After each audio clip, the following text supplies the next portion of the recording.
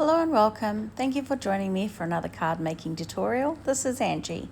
Today we're going to work on a light up card. I'm using my stamping platform, which is a Nellie's Choice platform, and positioning my little stamp. This is a giraffe that has a little heart shape on his chest, and that's what I've chosen to use as my light up stamp today. So I'm preparing the area with the anti-static powder tool. I use the EK Success tool. I've had this for a very long time. So just use whatever you have. I'm using my Hero Arts black ink to apply ink all over the stamp and giving it a really firm press down to try and make sure I get the best impression possible. Because I want a really crisp black image, I'm going to go over and do a second layer of stamping. Again, this is another reason why you will want to have a stamping platform, because you can stamp multiple times until you've got the crispness you desire. I'm actually going to be embossing, so I have cleaned my stamp and applied my Versamark ink across the stamp straight over the black lines that I'd stamped earlier, because I'm going to be embossing. So now I'm applying my embossing powder across the entire image, making sure that all the black lines are covered. Once I'm happy that the image is entirely covered, I put away the surplus powder back into the container and put that to the side. My heat gun has been heating up while I was applying the embossing powder, so that by the time I bring it to my cardstock, it's already hot. I'm now melting the powder from both the front and the back of the cardstock, moving my gun frequently to avoid burning the embossing powder or warping my cardstock. The next step, I'm going to be watercoloring, so this will help me stay in the lines. I'm using an acrylic block and pressing out some of the ink, the Simon Hurley ink, onto the acrylic block, and then applying a splash of water and using my watercolor brushes to apply the ink as a paint across the entire giraffe. So yellow being the base color, I'm applying that over the whole giraffe except for his inside of his ears, and then later I'll come over with the brown to fill in all the spots. I'm not much of a watercolorist, so I don't have any hot tips here, unfortunately. I just try and look for where shadows need to be and where light needs to be, and apply a little bit more color where I think it should be darker or where shadows may appear. So this yellow that I'm using, I believe, is the Over the Moon.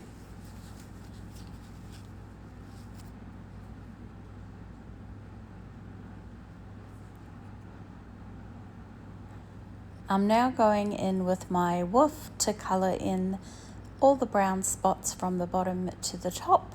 I don't need to worry about the heart one, because that is where our light is going to shine through, and that is going to be red to really make it obvious that it's a heart. So you'll notice I don't colour that one in.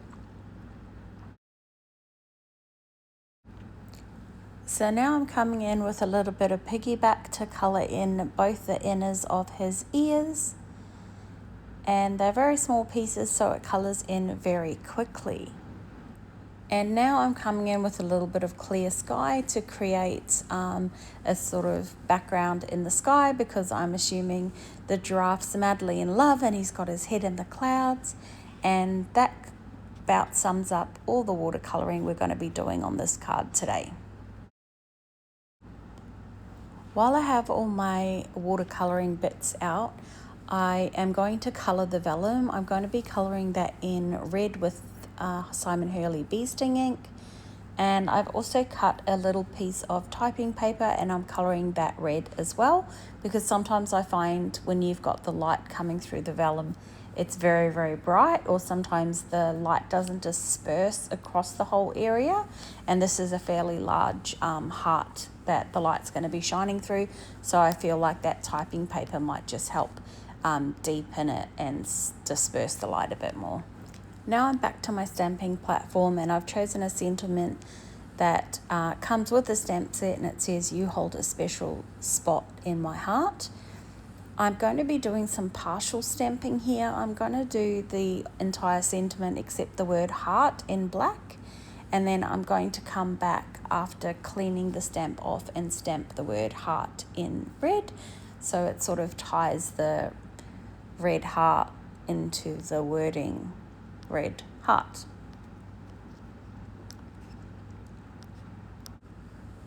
And speaking of heart, I've decided to use a little heart-shaped stamp to signal where the button is for you to push to enable the light or to switch the light on. I'm using embossing ink again, and I've got my heat tool heating up to the side, and I'm going to use some tinsel gold embossing powder across this area. Once I'm happy that this is all applied nicely, I'm going to pop away the excess into the container and bring my heat tool up against the cardstock again, heating from both the front and the back until that embossing powder is nice and melted. So now it's time to cut the heart spot out. So I'm using my art knife and just going very, very carefully, section by section, around the entire heart to cut that out. You want to go nice and slow, no need to rush. At this stage, you've coloured your entire card front in, and you don't want to have to start over again. So I'll go around a few times and make sure that I have cut the entire way around so that I can remove that heart. Now I'm just going to get a black pen, and I'm going to colour along where I have cut the heart out, because it just helps the finish look tidier, as if you've cut right up against the line, and it hides that white core of the cardstock. You wouldn't think it makes a big difference, but it really does, and just makes things look really clean, really tidy, really crisp and professional. Be really careful when you're going around the front, because your pen can easily slip and ruin your card, so I generally go in from the back where I can. I'm now from the back applying the vellum using my ATG, sticking the vellum in there, and then popping that printer paper that I mentioned behind the vellum, because it just creates a little bit more disbursement. I don't really want to muck around with wet adhesive at this point in time, especially because I'm dealing with vellum. It also takes a long time to dry, and it could seep through to the front of the heart and not look very good. So I've just decided to use a piece of packing tape to adhere the vellum and the typing paper to the little heart spot. I'm now measuring up where I need to apply my paper circuit. So I'm measuring out the spot for the battery. I am going to attach the piece of paper that I'm going to use as a switch, and then I'm going to grab my ruler and I'm going to draw up my circuit lines, which you'll see me do shortly. Just adhering that switch now. If you want some step-by-step on how to do the circuit in detail, I do have a tutorial on my channel which you can look at. I'm now just measuring up the circuit, so I'm basically running a line from the switch or the battery all the way to where the heart's going to go. So I've got one line that goes over the button and one line that goes under the button. One's going to be touching the positive side of the battery, and one's going to be touching the negative side of the battery.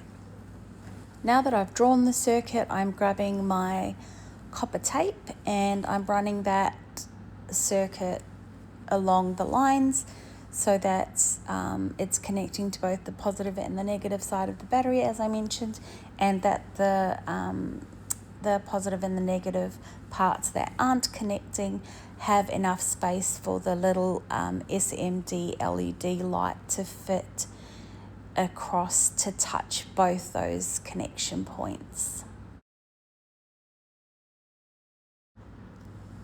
At this stage, I will test the light to make sure that it's working and that the distance between the 2 points is appropriate.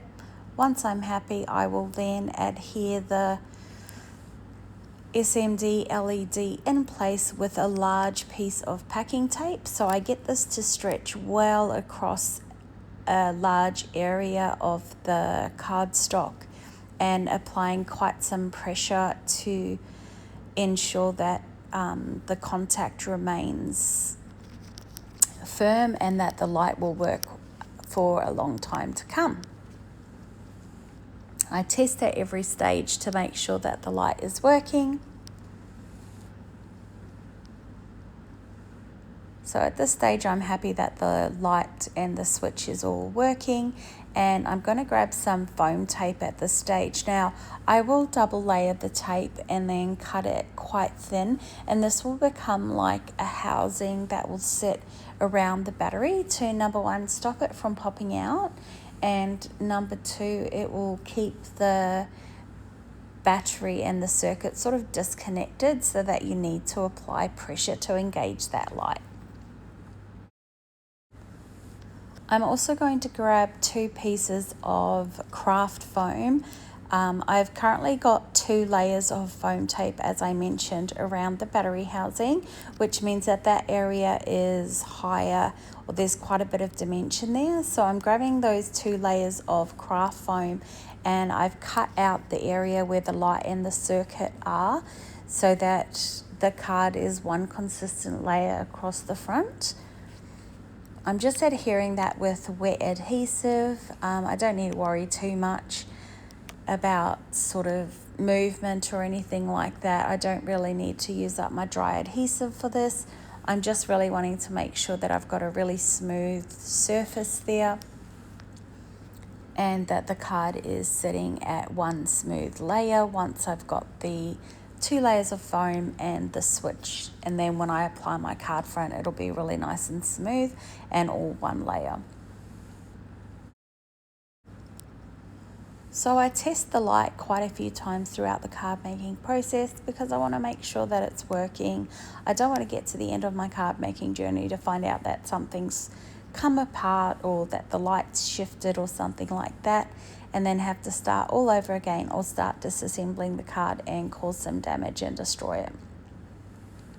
So I think we're about at the point where we can start testing with the card front on there to see that the switch is in the right spot and that everything's working and it looks correct, and it looks pretty good to me. So time to grab my ATG and apply my adhesive to mount the card front onto the card.